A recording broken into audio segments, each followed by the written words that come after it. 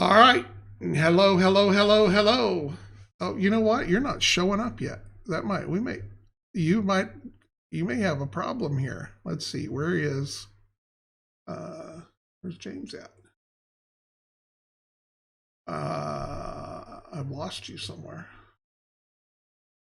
No, it's me. I've some way or another knocked off your picture. So hold on just a minute while I fix this.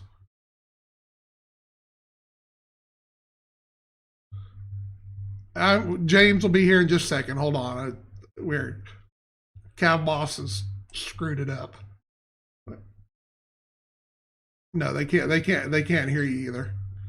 No, because it's. I don't have your source hooked up. So yeah, I got you. I got you here. Oh, there's Big Head James. You filled up the whole screen. That's it. That's it. Just me. This is Dropship All right, James. so there you are. You're on now. You're good. They should be able to hear you. Can you hear James now? Can you see Hello, James? guys. Hello, Testing. ladies. One, two, Hello, three. everybody. All right. Hopefully, there. I hope so. So I can see you on my. I've got my phone up, so I can see you at least. So I think if we can see you and they can hear me, they should be able to hear you. Yeah, I'm on the TV. I've got the stream up on a TV for me to monitor. Keep an eye on people like Tiger Ray. Well, you know, it's just not a CAVBoss John Walker production without something screwing up. Oh, it was what came up the other night. I was talking to my son Nate. There was something he was doing or whatever, and it messed up. And he's like, it wouldn't be a Walker project if it didn't screw up. And I'm like, oh, he learned that young. So it's a good line. Yeah. Yeah, it wouldn't be a Walker project if it didn't get screwed up. So, all right. Well, let's see. We'll give everybody a couple of minutes, and so we'll just kind of shoot the poop for a minute. Well, What'd you do today? Humana. Tons of programming today. It's been busy. I've been doing this. This is not the programming channel. So I've been doing a very weird and complicated project at work that is cool, but it's just weird. So making the computer look like it's in a movie because it's just changing screens 700 times a second. It's kind of weird. But anyway, so lots of programming and then a little bit of painting, which is just frustrating. I'm done with this painting stuff. As soon as we're finished here, I'm just no more painting for me. I'm just going to hire somebody to do all my painting. Well, you know what? If you there's a guy that he's out of Sweden or Denmark or something like that, but he goes by the handle Squidmar. Oh yeah. Okay. Have you ever watched any of his? Channel. Yeah, I really enjoy watching him, and he does a lot of stuff. But he's had some kind of a deal with Fiverr, and he sent stuff off, and there's originally, like last year, a year ago, 2 years ago, when he did his first time, there was like 8 people that were painting figures. So he sent them off and got kind of various results. Some of them are really good, some of them were so. So here in the last month, he's decided to do it again and wanted to see a deal.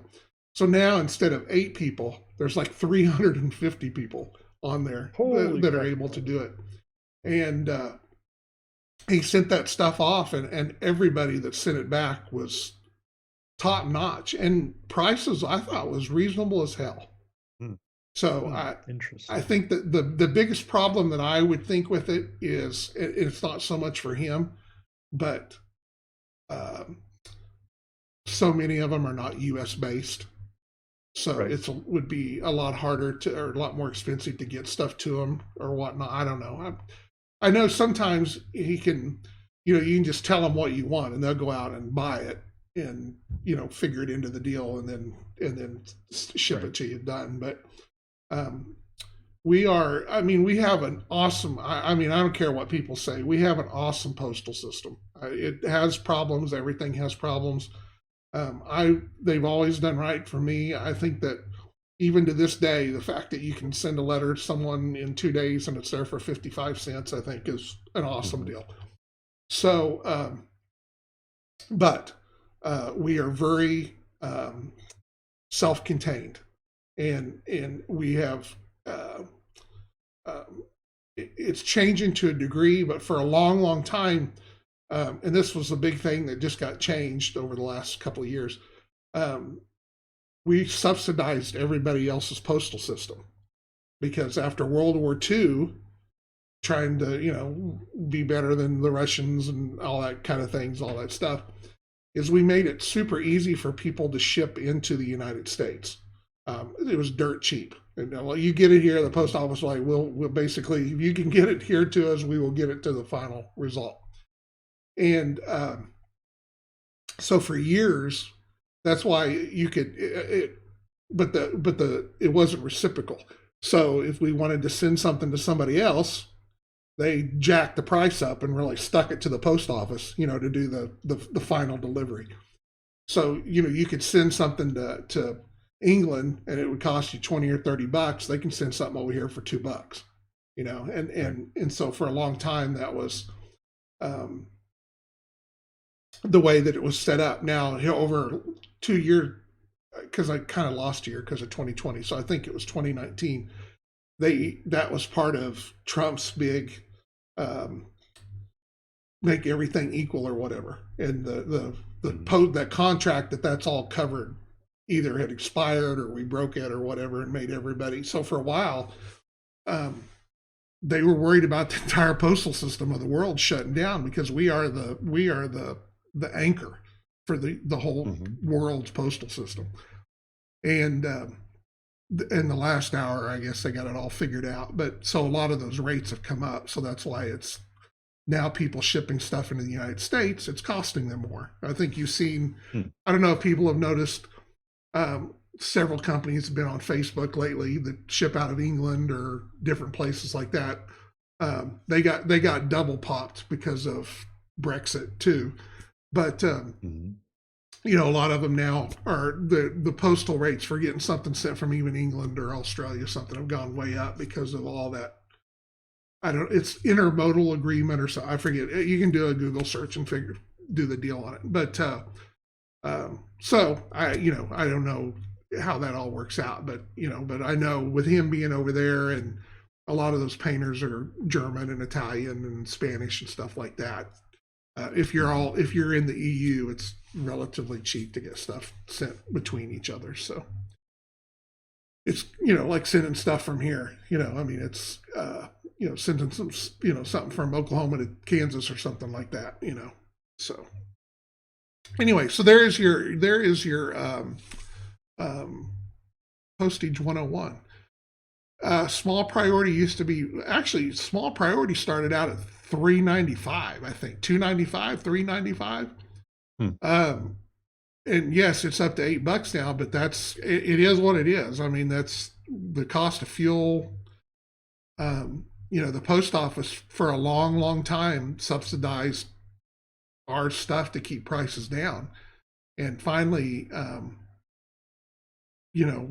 between different administrations not helping out as much as some of the older ones did, they have to be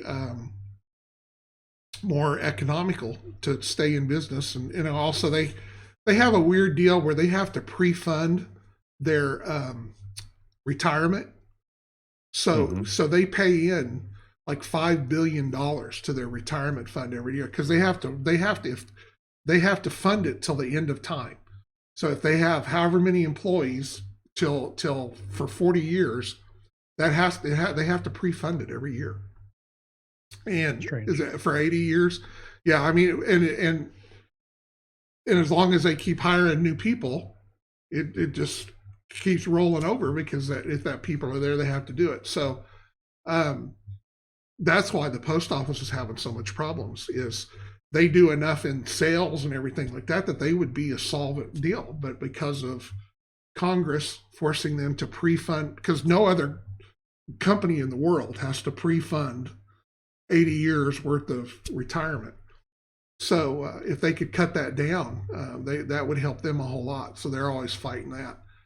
Um, yeah, I think that's too. That's Congress. I think they ought to stop doing. Um, well, it's Congress and the unions because obviously the post people want to keep working. So if you all of a sudden go, oh, we're not going to deliver on the weekend anymore, and you're not going to work on Saturdays, but so we're going to pay you 10% less, they're not real happy about that either. So it's a very, very complicated system. But at the end of the day, sending a box through the post office for $8 is cheap compared to UPS and FedEx. Believe me, we do a lot of shipping from here, and I know what it costs. Where UPS and FedEx kick in is about 15 to 20 pounds. Once you hit the 15 or 20 pounds limit, UPS gets better than the post office. But from up to about 15 pounds or sometimes up to 20, depending on the size of the box, the post office is way, way better. So let me share a delivery story with you real quick. So I work for a major automotive manufacturer, and we make school Pintos, buses, as some of you might know. Yep. No, not Pintos, not anymore. We make school buses, and so I don't know if you ever looked underneath the truck. Volkswagens, with those big Beetles, bugs. Well, maybe soon. The bus body rests on these two giant, wide, U-shaped frame rails, two of them, right? So in the past, this has been a long time ago, but in the past, the manufacturer for those things was in Brazil, and somehow we missed a set of them. We were missing a set of frame rails, and so we airshipped 2 frame rails from Brazil to Tulsa. You can't imagine how much that might cost. Yes, I can. Yes, I can. We just rented the entire airplane is what we did. We just rented the entire airplane. We have in the past for much smaller parts, obviously, we have literally bought them a seat on an airplane for them to fly to Tulsa. The amount of crazy expedited shipping stories I could tell you, we could block up the Margarita drive-through for an hour at least. I had 5 boxes shipped over from China. Was about that square. Yeah. $750. Holy crack-a-mole! I hope they were valuable. They were. Yeah. No, it was. I didn't want to have to do it, but it is what it is. Well, since we're on postal, hey, it's all CAV related. When I went to school, I worked for UPS at their sorting, getting everything ready down in the Dallas area, and I worked on the downtown line, which was the busiest line for out of the deals. So if you've ever seen a video of a UPS sorting building, it is phenomenal. Whoever comes up with this, it's like being at Willy Wonka's chocolate factory. Okay, you look up and there are these chutes and things running everywhere above you. I mean, and there's this one goes this way, and then one go, and the stuff. So because the trucks back up to the deal, and the guys throw the stuff on the conveyor, and it works its way through there, and it sorts itself into, I think we had 5 lines total. So this stuff eventually comes down to our line, and then we have to sort it into the correct boxes. They're collared as they go around, and we're on one side, and the guys that are loading the trucks are on the other side. So as they come around, we put the stuff, it's, top, middle, red, or whatever. And those guys over there know that, if it's a middle red box, it's their stuff, So they figure it out, put it on their truck. So that's what we do. It's very, this starts like at 3:00 in the morning, and everything is done and sorted by 7:00, 7:30 usually. So it's there's no downtime. You're there and you're going, bam, bam, bam. Yeah. So anyway, I've got 2 of them. So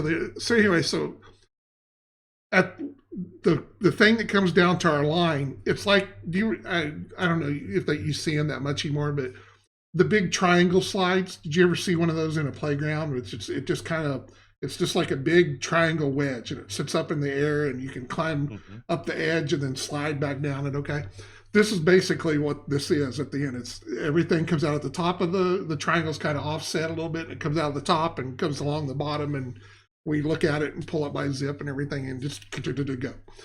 So anyway, so we're working one morning, and all of a sudden you hear this, and it just gets louder. And you're like, oh, what the hell is that noise? But whatever, it's just something, whatever. And it gets louder and louder and louder, and we're like, oh my God, what's going to? So all of a sudden, a bunch of 2-inch steel ball bearings come flying off the top of this thing. I mean, it is like a bomb goes off. Somebody had shipped a box full of 2-inch ball bearings, steel ball bearings. And sometimes those boxes will get caught on a corner. So of course, depending on how they packed them with the weight and everything, it probably crushed the box anyway as it was going along. So at some point that box got caught up and ripped. And those things have come all the way down the conveyor. And we're the recipients of that thing. You want to talk about, I mean, it shut everything down there for an hour. So it was a mess. And the people, I mean, it hit people in the legs and arms and things like that. So grape shot. It was exactly, that's what it was. It came flying off those things through the deal. Everybody's running and everything like that. So, and then the second one is, of course, you have, we're the UPS is unionized. So you have everybody except management are Teamsters. So everybody you're a Teamster. Okay.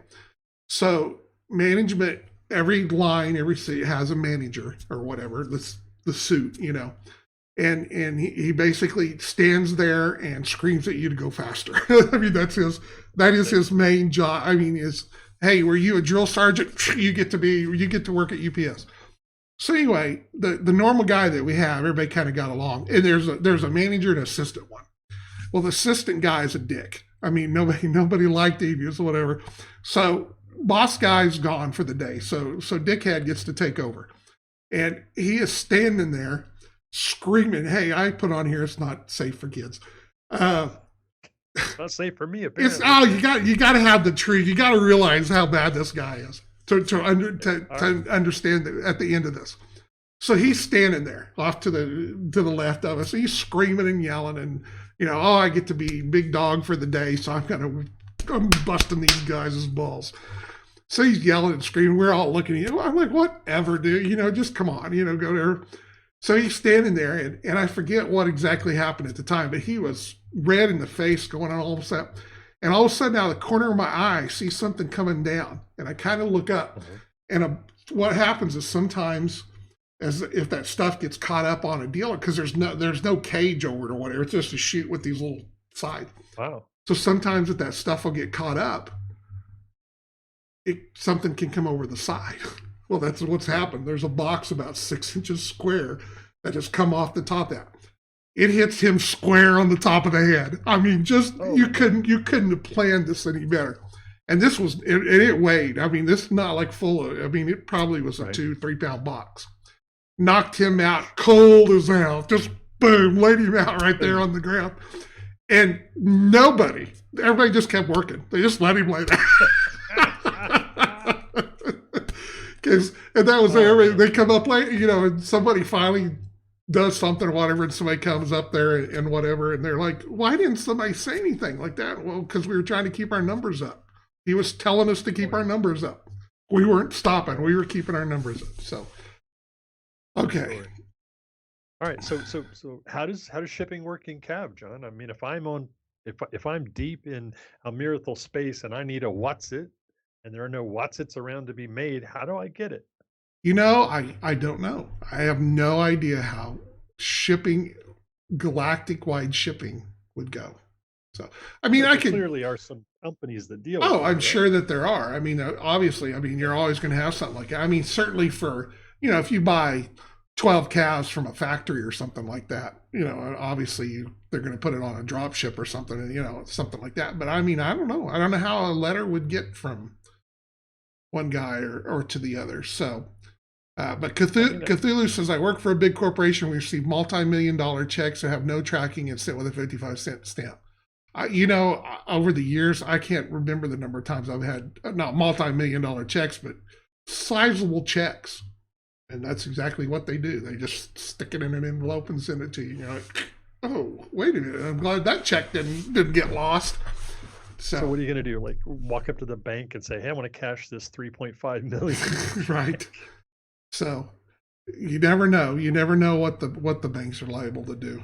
So I had a. So I agree with Ilmer. There must be at least one, probably several corporations who specialize in logistics, because some of this stuff is expensive. Oh Right? There are yeah, pirates. yeah. I'm sure. Yeah, I'm sure that there's all kinds of stuff that's set up on there, and but but a lot of stuff that, I mean, as far as just everyday common items and stuff, I mean, that's gonna be manufactured on everybody's planet, you know. And I would think that probably by that time, I mean, we haven't gone into all that stuff. I mean, I think we talked about there's probably a lot more advanced 3D printing.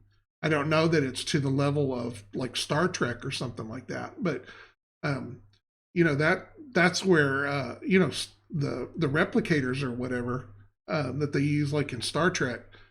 I mean, that's all they are. They're 3D printers. They're just at a level, that's at the time when they came up with that idea, that's not what they called them, but now they've kind of switched the tech to that's what it is. It uses some kind of a generic stuff that it is able to use the same technology that they use for transporting people. And it transforms the atoms into what it's supposed to be and prints it out. So. 3D printers at the atomic level. Yeah, exactly. Like I said, they use the transporter technology to change it. So let's explore this idea during virtual CavCon. I'm real curious to understand how big CAV space is. I mean, like, if I wanted to get from the far backside of Almirathil all the way across the galaxy to the far side of Adon, how long is it going to take me? I don't know. I mean, I haven't sit down and figured how many light years they jump at a time and a deal like that. I think that the Star Trek, or not Star Trek, the star map that's up on there, I think it's either 500 or 1,000 light years across total. Okay. It's got the key on there that you would have to look. So. Interesting. Right. Well, and yeah, there's definitely, you're going to have something like that in the game or whatever. That's where third core comes in to a lot of this, with especially where they're able to set up. So they have, right now they have facilities obviously in Terran, Templar space, Amethyst space, Adenese space. Probably Ritter, maybe Malvernon. I haven't gotten totally into the whole deal like that, but they are set up just like the original. What the Templars really got started for is you can walk into a Templar office on this world or whatever, and say that you need to send somebody so much of this money or whatever. Okay. Mm-hmm. You could deposit that money or between different empires or whatever. It's more material, so they would, instead of depositing credits or money or whatever, unless they had that particular script or whatever, they could deposit 1,000 carats of diamonds or something like that, and the Templars would put a price upon that, and then you can walk into and then travel 500 light years, walk into another Templar office, present whatever you need to present to them, and you've got the money. It's there. That's what they do, and that's how they've got into the merc business. Is if you, as let's say Adenese hires a Terran merc unit, okay, and over time, I'm sure that they, just like anybody else, the different empires get each other's money and for whatever reason and stuff like that. But if they're trying to pay a huge contract to a Terran merc company or something like that, they're not really set up to do that. So what they can do is they'll get with Third Corps, deposit, if they owe this particular Terran Merc unit 500 million credits or whatever, uh, uh, deposit whatever materials they need with the Templars to make that good, and that Merc unit can walk into a Templar office and withdraw their 500 million credits. So that's what Third Corps does. I mean, that's where the Mercenary Bonding Authority became part of that, or it came out of that. Is they originally were the money guys between the contracts, and they've taken it. The Mercenary Bonding Authority has taken it to the next step as to being the guarantor. So them as a bonding, you can, if the Merc unit doesn't do what they're supposed to do, then you can yank their bond and get your money back and a penalty and whatever. And so they are extremely, extremely powerful. You do not F with Third Corps and the Mercenary Bonding Authority. To the degree of financial wise, they are probably one of the strongest corporations in the galaxy on a finance basis. And if you've got enough money, you can buy somebody to kill somebody. So, so there's, you're always going to have that. So yeah, I mean, they're an escrow bank, and that's how the original Templars on Earth started. You could walk into, because the Crusaders, and there's a religious aspect there too, but the Crusaders didn't want to, they had to walk or ride their horses all the way from, England and France, to Jerusalem. And obviously they did want to be carrying cases of gold with them, to take a chance of getting robbed or something like that. So as a Templar knight, you could walk into the Templar office in Paris, deposit those gold coins with them, and they would write up a scroll. They had a special secret code thing that they would write this piece of paper up on, and you could then take that piece of paper, ride your horse all the way to Jerusalem, walk into the Templar thing there in Jerusalem, and go hand them that letter, and there's your money. And that's how they started and everything, which is what got them in trouble with France, is because they were generous, and of course they would get a cut of what they were doing, and they became so rich, they just had so much money that it was just beyond what at the time anybody could fathom. And the French king at the time got very jealous and they had a lot of debts from fighting England, and they wanted that funds and everything like that. So at that time, he basically had the Pope in his back pocket. So he goes to the Pope and says, hey, these guys are worshiping the devil and sodomizing each other in their little rooms. And, we need you to excommunicate them and everything like that. And so the Pope said, sure, why not? Like that. France scooped in and took everything.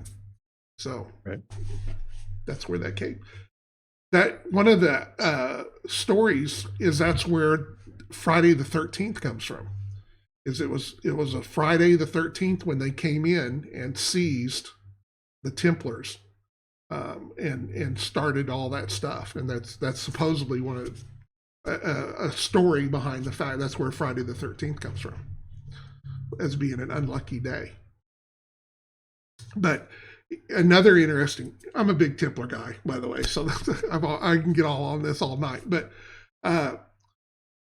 all the heads of the Templar things and stuff like that, obviously they try to get them to, they say, if you will admit to what you've been charged with and everything like that, we'll let you go free, or and stuff. So they're real big on trying to get you to do like that. None of the Templar hierarchy, the top deal, nobody said they were guilty. They all went to the stake and burned, and none of them, not a single one of them, said, hey, I did it, don't kill me. Not a one of them. So good for them. Yep. All right, so on that note, little Templar history for you. So, and that's where the Templars really came from. Is back when we designed our first. Let me give you a little Reaper background info. I think everybody likes Reaper stories. Back in the day, before Reaper was ever Reaper or whatever, Ed, one of the original, is the owner and one of the three that founded Reaper. He had written a small little book game. I think it's like an orange and white cover. Every once in a while, you'll see one show up on eBay or something like that, called Warlord. And it was a little game. It was his fantasy, how to play fantasy miniatures. So that was before Reaper was even a thought in somebody's mind that he had written that game. So after we started after the miniature company and we got started in doing all that and everything like that, we sit down one night and, hey, it's time we want to do a fantasy game. So and Warlord was the catalyst that was going to be built around, and we were going to expand onto it and make it a game. So that is where became Dark Heaven Apocalypse, which was a set of rules that were put out for fighting and everything in there. So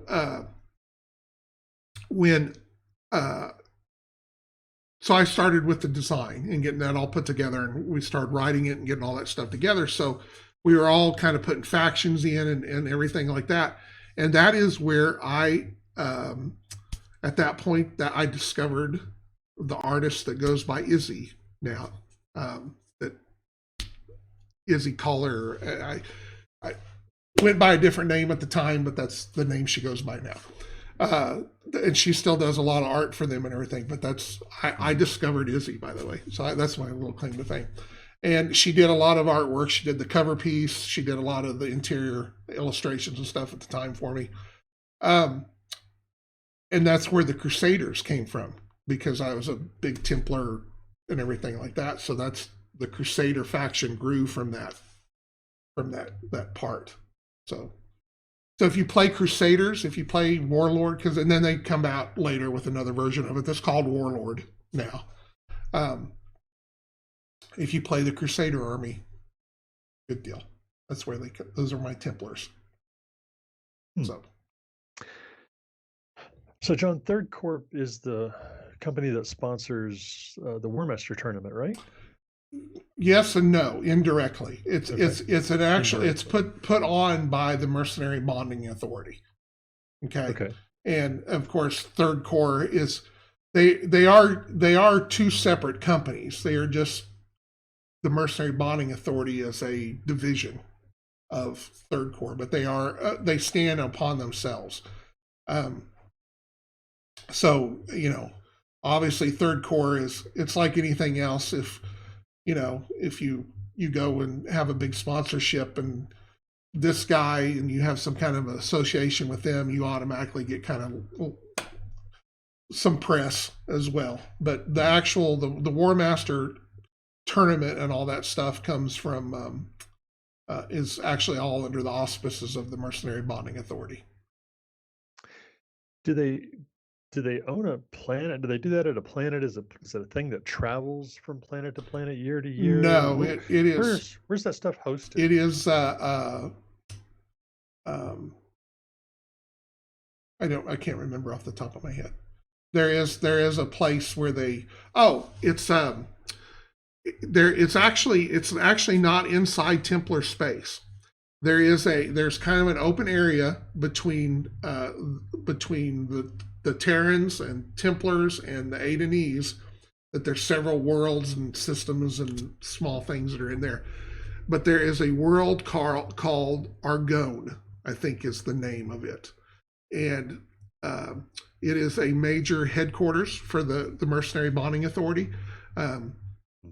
They try to, they're supposed to be neutral. Yes, they are a Templar-owned company or whatnot or whatever, but they try to remain neutral, and you're dealing with other aliens and everything like that. So that's why it's not actually in Templar space.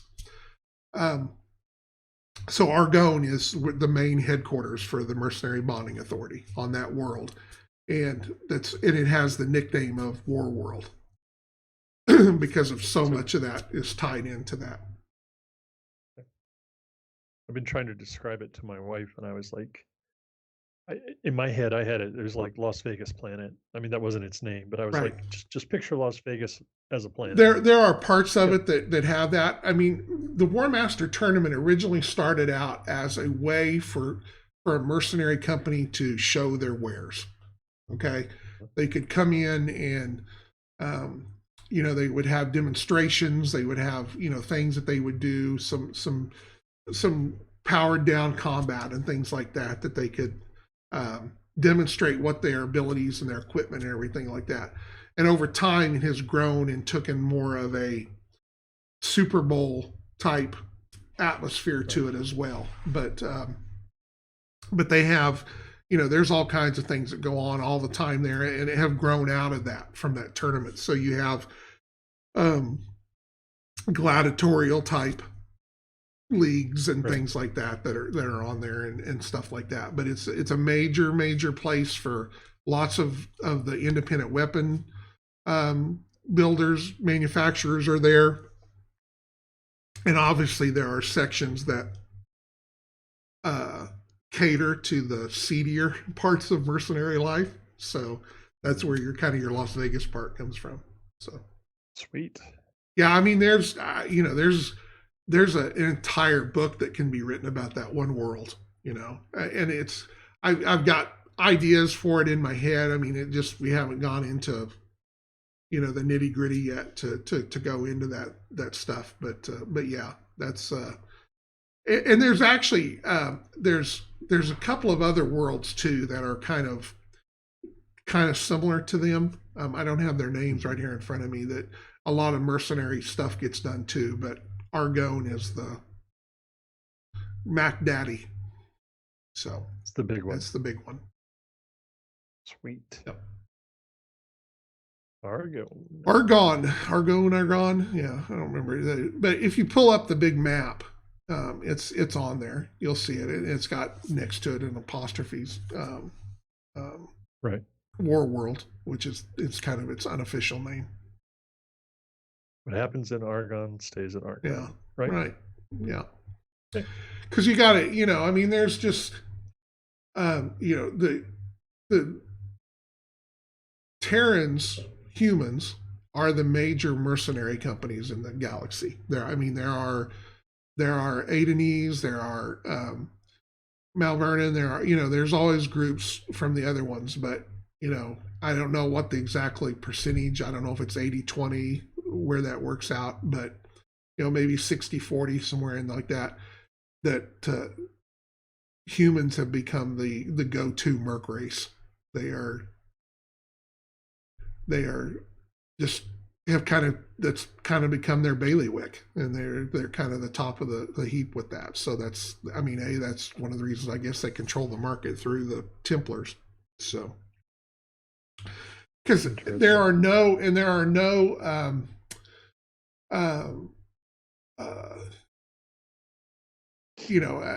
don't want to say that there's no, but I mean there are Rock that are mercenaries. Most of the Rock are parts of other units out there that have accepted them and brought them in. You get Rock that have, for whatever reason, have been kicked out of they've been dishonored, they've whatever, and have preferred to, rather than jump off a cliff or whatever that's expected of them, they've run off, and now they're existing in that space, but they still have that warrior attitude and that. So they just kind of they figure out how to work with everybody else and be part of that. I would say there's probably a couple of Rock mercenary units out there that are more Rock than anything. I really haven't gone down that rabbit hole yet, but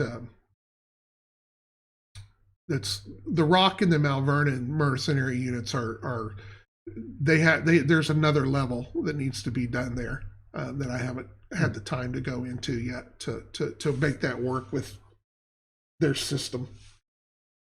But but there are, I would say, probably there are in order. You're going to have and I'm Templar and Terran. I'm just kind of lump into human. I mean that the deal. So obviously they're going to have the more of all the merc units that are in the galaxy.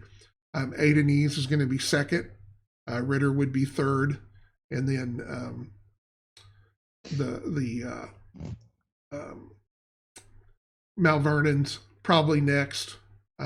Rock and Amethyl really are not in a place where there are Amethyl that go out there that are part of other mercenary units, but I don't know that there's an necessarily all Amethyl unit just because of I'm sure there probably would be one or two. You know, I mean, you get that you're going to have a group that's always going to split off and do their thing, but they're definitely at the bottom of the list on how many are out there.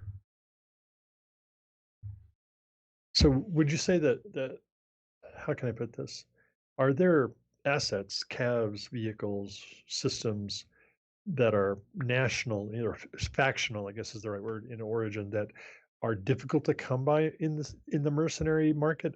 I mean, for instance, like, the dictator, right? Right. Probably you don't see very many of those in mercenary companies because the rock are kind of insular and it's something that only probably they make. So you've pointed out people don't tend to salvage and capture gear very much. Here's where that's probably goes against that grain a little bit, because the Rock designed their stuff to be the AK-47s of the galaxy. Okay. All right. So anybody can jump into one, and whatever you got to do to make it work or go in it. They're just made to go. They're made to make what kind of repairs that you need, or if you need to get this part. I don't know how many people have messed with AK-47s, but especially a lot of the original ones and stuff that are manufactured for export, that there's another level now that they make for the Americans to buy and stuff like that. But if you go and look at an original AK-47,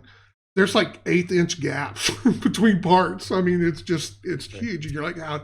But it works. They're designed. They have so much. The tolerances are so blown out. If it's there, it's going to work. And that's really how the Rock models are. Their stuff is designed. I mean, they are the AK-47s of the galaxy. So they are actually easy to maintain. They're easy to take care of. You can use parts from other things because as long as it kind of fits in there, it'll work. But what happens is, so let's say there's a battle between the Terrans and the Rock along their border. The Rock come in and go and whatnot or whatever, or you have human pirates that come across the Siegfried line or whatever, and attack the Rock at their own worlds and stuff too. So the Terrans, Rock invades a planet or comes into a planet. The Terrans fight them off, and whatever's left or someone destroyed or whatever like that, they either are going to take it and grind it up and use it for the material side of it, as far as on a local basis. Or there are groups out there, the salvagers and the breakers. That's all they do is they go to a world where combat is.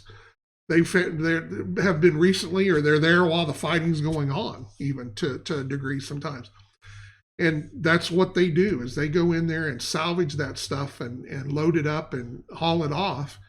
And it goes to Argon or another world or whatever like that. And the mercenaries buy that stuff. And so, you could have a mercenary. Dictators are probably pretty common because that's one of the more common ones that the Rock use. So there's a lot of dictators out there, and it comes down even a human merc unit. If you've got X number of credits to spend, and you can buy 3 dictators for what this Ronin costs, and you're trying to put more stuff out there, and you've got the pilots for it, you're probably going to buy the 3 dictators. Right. But you're not buying those from the Rock. No, you're picking those up on the secondary. Correct. Yeah, you can't go into Rock space, and I say that again. There's always going to be that Rock that if you're able to get a contact with, and they're looking for a little Ching. We'll get them to the border, and there's always going to be that. There's always that underlayer of Things fall off the yeah. back of the truck. And when people, I know I bring it up and everybody go, oh, but when people read the Flashpoint, they will get a much better understanding of the rock society. There's a case system that's in there, and you have this level up here, the warriors and the leaders and the religious leaders and things like that, and then you have this in between layer, and that in between layer are the merchants, the artists, the the stuff like that, and they have they're a little more flexible in their dealings. So okay, so let's ask the same question just real briefly about a more neutral faction. So can I order a bishop is an Adenese mech, right? right. Can I, or cab rather, can I place an order with whatever Adenese company makes that thing? Will the Adenese government allow them to sell me those things? If I'm a rich Terran merc unit and for whatever reason I want bishops, can I place an order and receive off the shelf bishops? Yes. Adenese is probably the closest to, and that's really, and that's one of the reasons why, in CAV1 and CAV2, you had the big, these corporations that were, empires in and of themselves, the multi-cores and everything like that. And each faction had them. The problem, though, and I've talked about this before, trying to apply human norms to alien races just doesn't work for me all the time. Sometimes it is what it is, and there can be that evolutionary, happens at the same time, and if I can make it work in my head or whatever. But the Rock are not going to have corporations like Terrans have. Okay, that there's a whole different mindset there, and they're not going to have that type of system. So having all those that same kind of corporate idea applied to every faction just never worked for me. So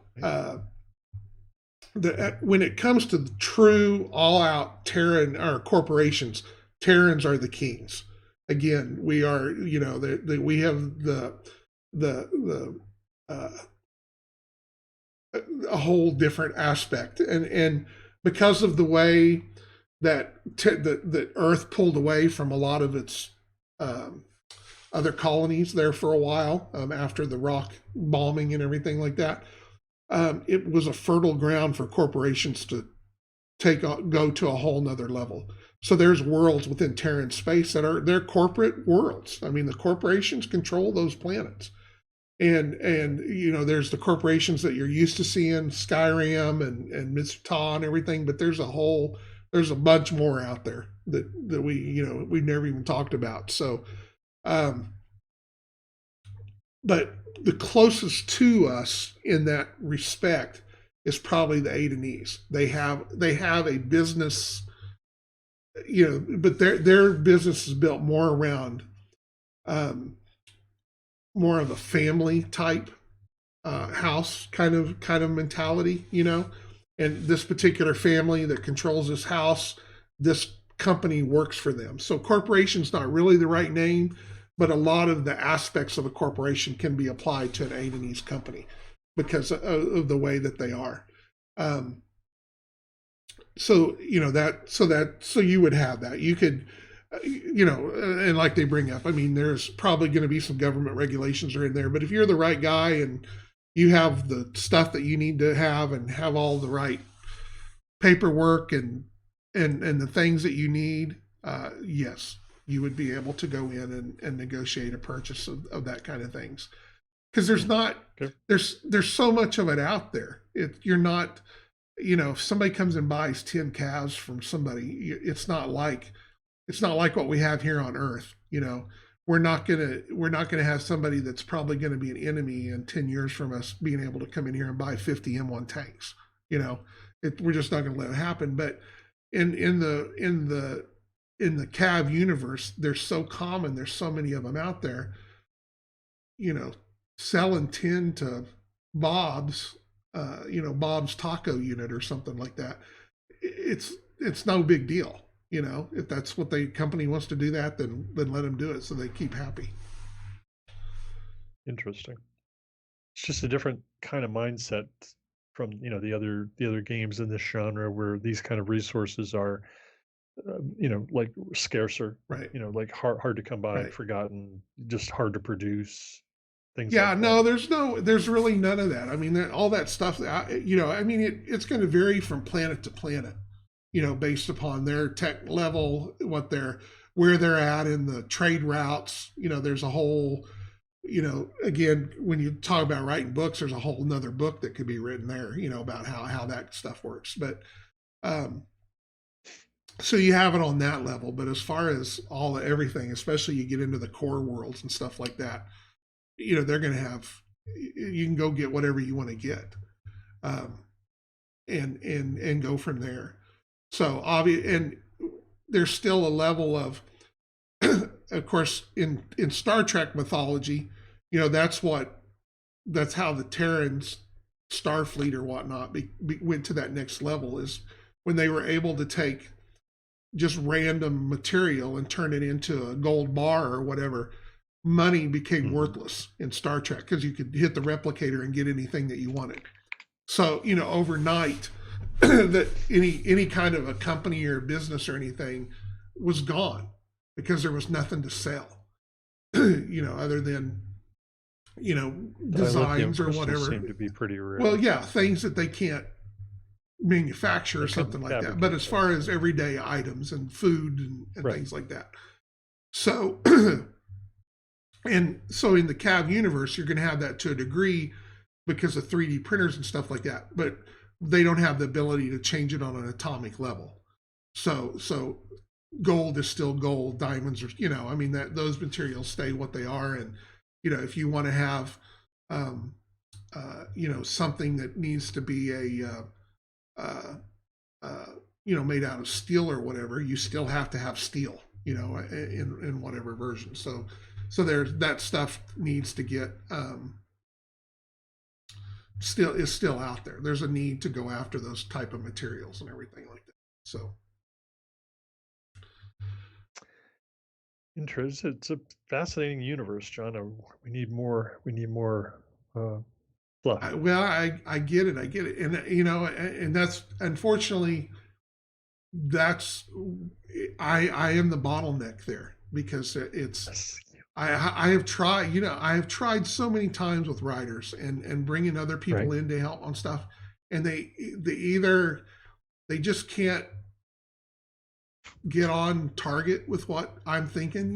They've got their own prejudices towards something or whatever, and you try to break that, and you give them, here's enough, now fill this in and go from there, and then you get it back, and you're expecting Gone with the Wind, and you end up getting, Dumbo, or a Dr. Seuss book. I mean, it's just, it's every time. And it's not, and I'm sure it's probably me being maybe over picky sometimes too, but it's not like I go out and try to find, a guy that's willing to work for $5. I've tried to work with people that are known in the industry and the stuff that they turn back in, I end up doing, stuff that they've written that we've used. I end up rewriting it, to fix it. And so I don't know. I don't know if we'll ever get to a point where there's got to be at some point. We've got to get to that point if there's enough stuff. But I don't know how to get that. I don't know how to get that idea to people. I don't know how. I've tried and tried and tried to figure out without a design document. Well, and I've got stuff like that I can show them and for them to reference to, but then it comes up, there's 10 things that they come up with that's not referenced there, or they're taking what we've got and moving it to the next level so that we can get a book out of this or something like that. So they end up, I spend so much time working with them. I just should go ahead and do it. Then it'll get done, but there's so many other things going on. So it's a rough thing. So, I mean, I had a writer one time that got into an argument with me. Okay. This is after the game has been written. All right. The rules are out there. After the first CAV game. and could not wrap their head around the fact that you could shoot rockets or missiles at somebody and not be able to see them. All right. That if they were behind a hill, if you don't have a spotter, there's no way you can hit those guys. And I'm like, dude, first of all, that's 300 years in the future, but we can do that right now. I mean, I was in artillery. I mean, we didn't have to see you to shoot you. We needed to know where to shoot, but if we kind of knew where you were, you were in big trouble. It's coming downtown, and that he just could not wrap his head around. And this was a well-known writer, and we argued and argued and argued over that. And finally, I just said, I've paid you already a down payment to get started. Just keep the money and go away. Because there's obviously you're not going to wrap your head around the whole world of CAV. And you go 300 years in the future, and you have so many, we talk about the BattleNet. Each side has their version of the BattleNet. And that BattleNet is receiving so much information from, every CAV that's out there, every unit, every vehicle, every aircraft, spaceships, satellites that they put in. I mean, there's so many things that are dumping that information in there. And then you have computers that is processing that information and adding into that, making, if they can look at this and know where fire's coming from, there's a good chance there's a bad guy there, and we think there's a bad guy there. And yes, you can target lock without line of sight. Because that's at that point, once everybody's then been there and they've seen each other and they know, it's a matter of the BattleNet knows that they're there. There's something, you may not be able to see that guy, but there's something somewhere that knows where that guy is. And that's where the target lock idea comes from, is you may not be able to see that guy, but the system knows that, and that system is sharing that information. And that's the reason why you have a strike point roll, because there is a chance that he's not exactly where he's supposed to be. But so I mean, well, sure. it is what it is. But I mean, you have to imagine that the enemy BattleNet is also putting some effort into putting false information into your BattleNet. But that's where ECM, that's where all our counter stuff is coming from. Is the ECM is, you're not necessarily interfering with my systems, but you're interfering with the BattleNet systems to cause that. Right. I mean, we could go into, you could write an entire rule book about nothing but ECM and counter ECM, going back and forth. I mean, that's if you go in and see all the acronyms for, there's ECCCM, and I mean, it's just crazy how far it goes out. But that's where that comes from. I mean, it's a lot of things that we do in CAV we've taken the idea that what would actually could be done or whatever, and condense that down into something that we can play that kind of represents that, but without turning it into I mean, if you've ever played Rollmaster or any of those type of games based on Rollmaster, how those kind of systems get, and I don't want that to be CAV. It can't be. So I assume that quadcopters with fork, well, that's the deal. That's part of that. And they're not even quadcopters. There's probably they're 3 inches wide. They're nothing but these little, have 2 or 3 little cameras and a little fan, to keep them in their, the command vehicles and stuff out there. It's just, they throw open a box and off they go, and they're sitting out there on trees. They're sitting in crevices. They're flying around, they're getting to spots, and they're just, that stuff is littered out there. We deal with nanotech with the repair systems and stuff like that.